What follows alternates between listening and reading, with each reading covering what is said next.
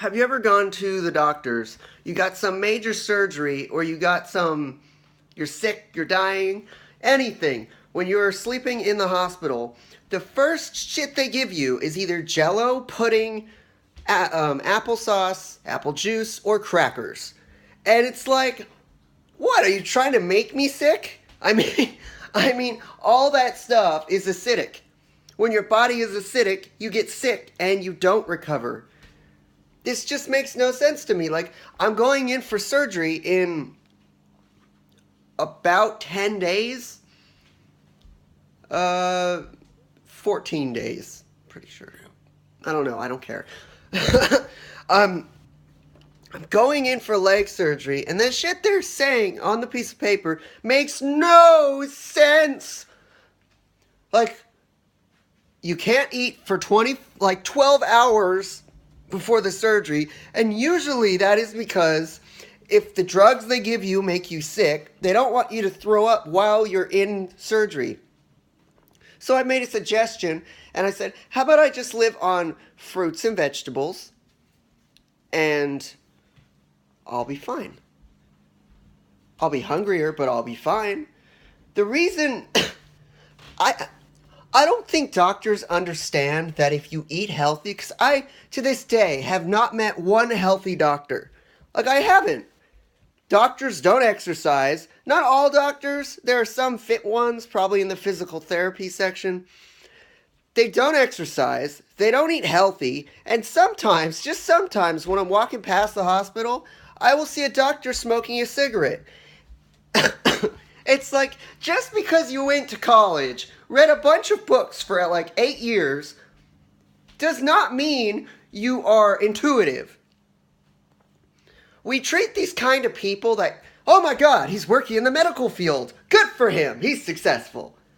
No, times are changing. Working in the medical field is good because you get paid a lot.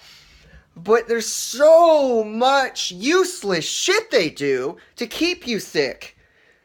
I mean, yeah, I just got out of surgery and I haven't eaten for 12 hours. So you're going to give me crackers and apple juice? What? That's sugar. That is processed sugar, which will hurt my stomach, actually. And that's processed salt and lots of chemicals in crackers, especially wheat thins and saltines. There is lots of shit in those things.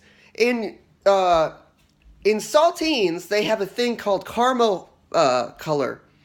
And that is in bacon, that is in cookies, and you're consuming that after not eating for 12 hours.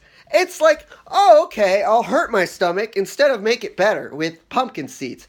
When I brought that idea up to my mom and my grandma, they are so brainwashed. Like, you gotta listen to the doctors. They know what they're saying. No, they don't. They know what they're told to say. Doctors are told, they're taught to say certain things. They don't know the things, they're told to say those things to you. It's with regulation. You have to do these things. Oh, really? I do? Because I'm not going to.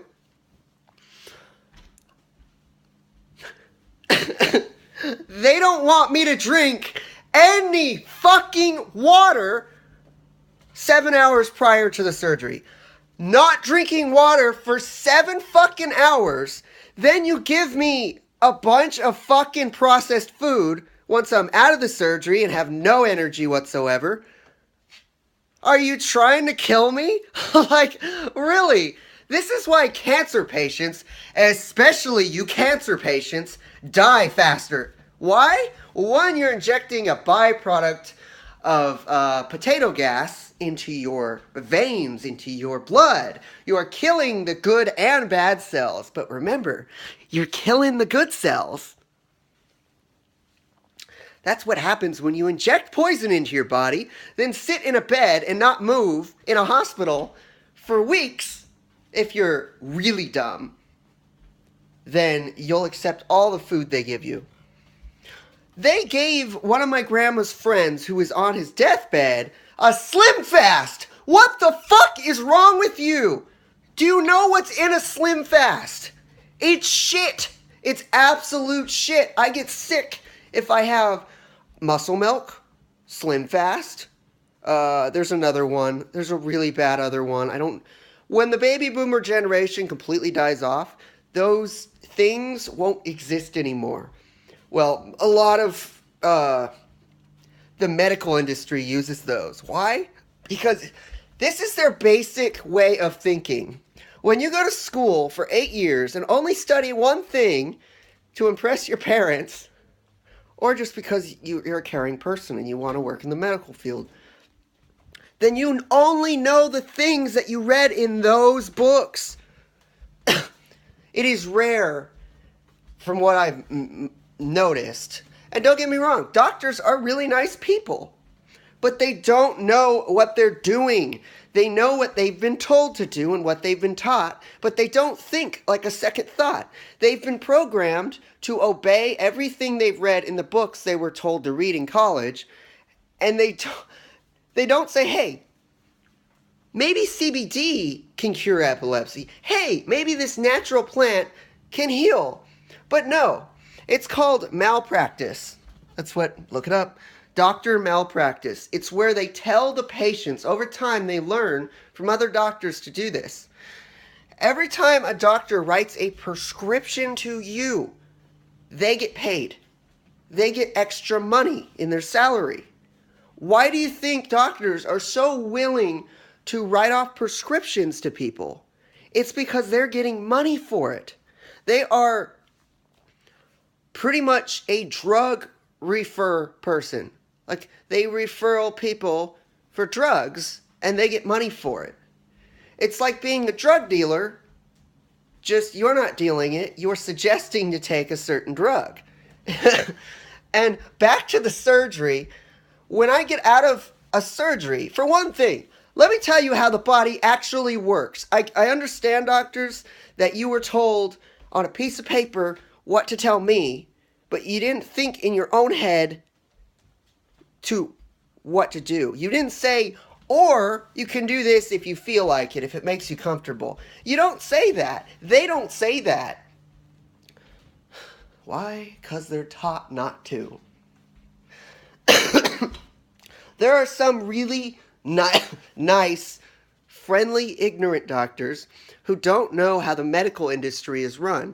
It's not their fault that they're working for a place they wanted to work for. They don't know the dark secrets of the people who run the medical industry. No, they just wanted a job that they would like.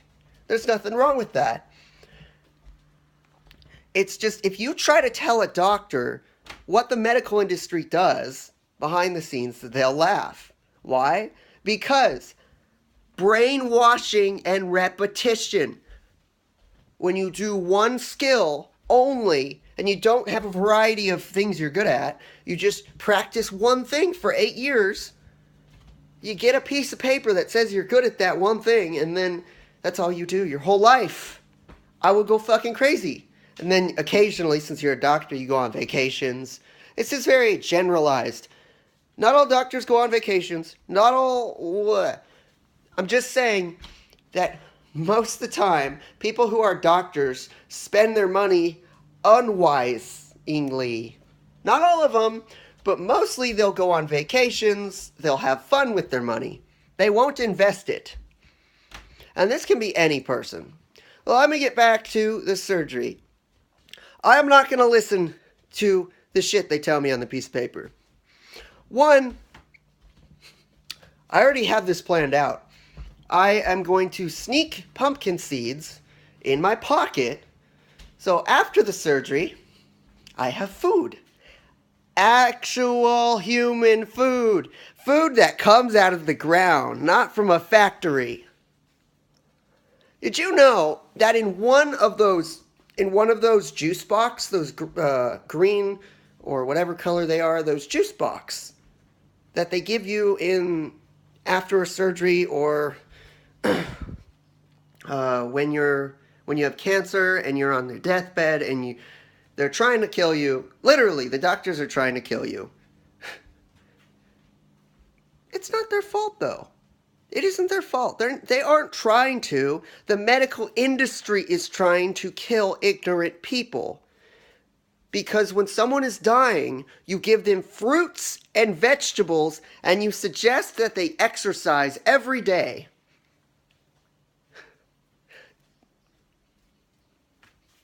They're like, "Oh yeah, we have a lot of carbs in the cafeteria, in the hospital cafeteria. We have pudding, we have all these shitty foods that are gonna kill your immune system and make your body extremely acidic so you die faster." But the sickest, saddest thing I'd have to say is that the doctors don't know. A very few amount of them know and are taking advantage of it. And a lot of them, especially the newer doctors, don't know these things. They don't know what they're doing. They think they're helping people because they're following instructions, but they aren't. They're killing people. I like EMTs because all EMTs do is they pick up the injured person and they bring him back to the hospital. That's a good thing. And I've always gotten along with EMTs. I've even seen some outside of the hospital and they remember who I am. But if you don't follow exactly what they say on the piece of papers they give you, you will get harassed by your parents, your grandparents, your brothers, your sisters, your aunts, your uncles, everyone, because everyone is brainwashed that the medical industry helps you.